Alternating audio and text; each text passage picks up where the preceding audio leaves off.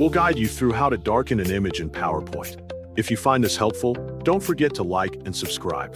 People search for this tutorial because they want to improve the visual quality of their slides by making images less bright and more balanced.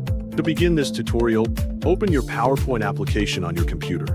Once the application is ready, open your existing presentation file. Wait until the slide loads completely so that all elements are clearly visible. Take a moment to observe the image on your slide and decide which one you want to edit. Next, click on the image you want to modify.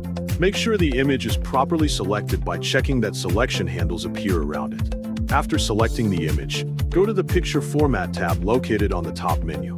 In this tab, look for the Adjust section, where various image editing tools are available. Now, click on the Corrections option. This will display a set of brightness and contrast presets. Observe the available options carefully, then choose a darker brightness level to reduce the overall lightness of the image. Once selected, observe how the image becomes darker instantly. If the preset options do not meet your needs, you can further customize the adjustment. Click on Picture Corrections options in the Corrections option to open the Format Picture pane on the side of the screen. In this pane, look for the brightness slider. Drag the slider to reduce the brightness level, which will darken the image gradually. As you move the slider, observe the changes in real time.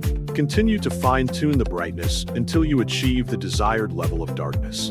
Make sure that important details in the image are still visible and clear.